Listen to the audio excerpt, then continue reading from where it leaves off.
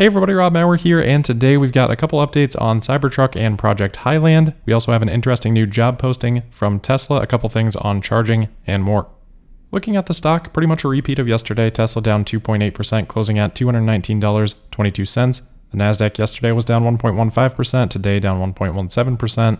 So the rough past month continues. I did have somebody today on X ask me to talk a little bit more about the share price. I don't think there's really a whole lot to talk about that we haven't covered, but it's always helpful to put things in context. So over the last month, yes, very tough for Tesla, down about 25%. The Nasdaq only down about 7% during that period. So a couple things, obviously the market hasn't been great, but during a normal period where the Nasdaq is down 7, we'd maybe expect Tesla to be down, 12, 15% or so. So definitely still underperforming, but yet again bringing in more context. If we look at growth and automotive, a couple of proxies we can use for that. I like to look at ARKK as a proxy for high multiple stocks. Not because of any particular affinity to the fund, but just based off of what they invest in. I think it does a decent job of capturing the sentiment around growth type of names at the moment. So that's down 19% over the last couple of months. And then bringing in automotive, Ford and GM, those are both down in the 15% range as well. Part of that could be attributed to UAW negotiations, but that was easily anticipated well before this. And because things trade in baskets, and underperformance for other US automakers could contribute at least in part to an underperformance from Tesla. Not saying that's all of it, but just pointing out that Tesla is not alone in US automaker underperformance over the last month. So it's been a tougher market, it's been tougher for growth stocks, it's been tougher for automakers, and then coming out of earnings, like we talked about that very day, there just wasn't much to be excited about from that call for the third quarter specifically, short-term speaking, with Tesla talking about production downtime, no specific date set for a Cybertruck event, with margin and demand questions left a little bit open. So my view on the last month, you've got a combination of a tough market, additional underperformance in segments that Tesla falls into, and although earnings did beat expectations, Tesla didn't give a whole lot to be excited about specifically for this quarter, which I don't mind, but short-term trading rules the day and the month oftentimes. So in the absence of much other news and the presence of a tougher market, I don't find it to be too surprising. And of course, let's not forget that we were coming off of a big run. All right, let's move into some other news. Really quick update first on Elon. He has announced that he has just arrived in Japan. We don't seem to have any reports yet on potential reasons for that, but obviously those international visits have come with news in the past, so we'll keep an eye out for anything more on those travels, which could have interesting implications for SpaceX, Tesla, etc. Next, we've got some updates on the adventures of Cybertruck fleets that we had talked about yesterday. Ryan from the Kilowatts on X posting a photo of what appears to be about 9 Cybertrucks having arrived at Fremont. So yesterday when we talked about some in Arizona that were heading eastbound, that was a misstatement on that post. Those were actually headed westbound, which makes a lot more sense. So probably heading from Texas to Fremont via Arizona, probably along that same route that Tesla wants to build Tesla semi-chargers on. So if we've got 9 heading to Fremont, we've got 6, I believe, heading through Arkansas. Now I believe those are up in Illinois even. Sounds like there's at least 15 or something in that ballpark that are being transported at the moment. For what reason exactly remains unclear, but exciting nonetheless, and starting to get up to numbers that could potentially portend a delivery event. I think if we don't end up seeing that happen this quarter, my current expectations based on what we're seeing would be for that to only be slipping a little bit from that third quarter target given in the second quarter to the early fourth quarter. All right, moving on from Cybertruck to Project Highland, Bloomberg is finally jumping on the reporting train for this update to the Model 3. Their report is that mass production of Tesla's revamped Model 3 may start in China as soon as next month, people familiar with the matter said. Now it's important to note that they did start that sentence saying mass production, supposed to start next month. I think a lot of the confusion and the rumors or reporting has to do with whether people are talking about sort of trial production, test production, start of mass production. All of these things are different things. So it's already confusing enough, and then you add translation errors on top of it, which probably particularly affect that type of a communication. Probably not surprising that it's all been a little bit confusing. But Bloomberg goes on to report that they are in the final stages of producing display vehicles, which will be shipped to Tesla showrooms later in August. They say mass production set to follow beginning as soon as September. Output will ramp up through China's national holiday, which starts September 30th. And regarding the design, they say that the exterior and interior components have been changed to make the car sleeker, one of their sources said, and that the overall cost would be lower than the current iteration once production is at full capacity.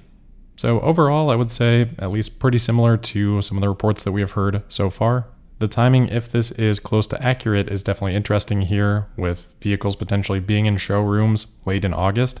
Are they going to hold those vehicles for a whole month? Are they going to produce these vehicles for a full month before putting them on sale? And then what about Model 3 production out of Fremont? Is that timeline going to match? Because all of those things would add further pressure on top of what is already probably a pressured Model 3 sales figure for the third quarter, which is historically something that you would try to do at the beginning of a quarter versus the end of the quarter. Obviously, over the course of a year or a few years, it doesn't matter, but that's just kind of how the business game works sometimes. And Tesla does try to manage around that as best they can, but those quarterly deadlines also help incentivize the workforce and things like that. So I don't know. I know it's been a few tough weeks since earnings, but we should be heading into some pretty interesting weeks to come. Now, the other thing people were questioning today, whether or not it was related to Project Highland, was some international design studios. For their new inventory vehicles, they have a little text message there that says, "New vehicle coming soon." So if you're looking at a Model 3 page and you see that, it's a little bit eyebrow raising. Is Tesla, for some reason on those pages, letting people know that a new version is coming soon? Well, no, that's not the case. If we flip over to a Model Y, we can see the exact same thing. If we flip to a demo vehicle, it says demo vehicle coming soon.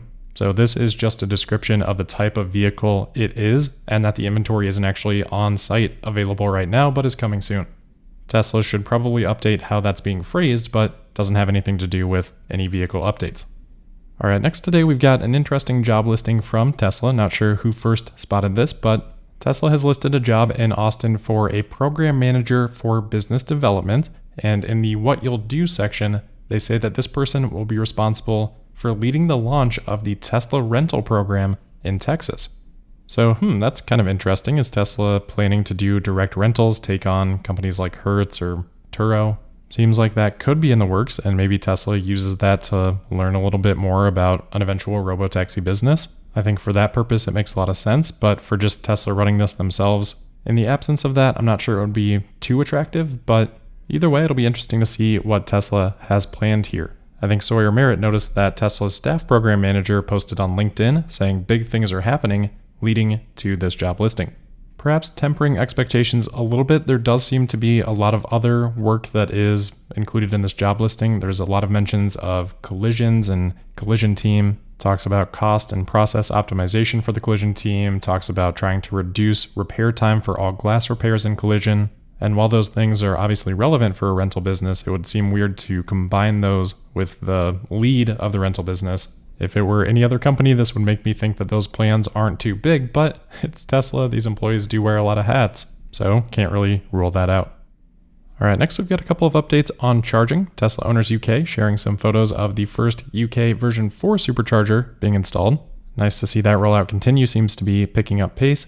And then also on charging, we do have an update from JD Power. They have published the results of their 2023 EV Experience Public Charging Survey. And unsurprisingly, Tesla has again crushed the competition for DC fast charging with a survey score of 739 compared to second place ChargePoint all the way down at 606. However, for level 2 charging, so Tesla destination chargers, Volta actually slightly edged out Tesla for that top spot, 665 score, versus Tesla in a close second place at 661. So probably pretty much within the margin of error, but looks like there may be some opportunities for improvement, specifically with destination chargers for Tesla. Although, as we know from other surveys from JD Power, it's a little bit difficult to tell exactly what's causing scores to end up where they do. So without seeing those full results, it's a little bit difficult to understand exactly what's driving Tesla to a little bit lower score than Volta.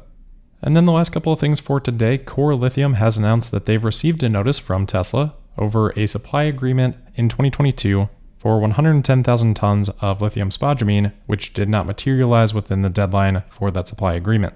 We don't have much information outside of that, but Tesla's notice reportedly said that Tesla is prepared to take all available legal remedies unless a further agreement can be reached. And then the last item for today, Ford has announced via the Ford Mustang account on X that they will be making an announcement tonight at 8:30 p.m. Eastern Time. So whatever that announcement is will probably be out by the time many of you are watching this. Not sure if it'll be EV related or not. Something to keep an eye on though. Ford has teased it by saying it's time for something audacious. All right, that'll wrap it up for today then. So as always, thank you for listening. Make sure you're subscribed and signed up for notifications. You can also find me on X at Tesla Podcast. And we'll see you tomorrow for the Friday, August 18th episode of Tesla Daily. Thank you.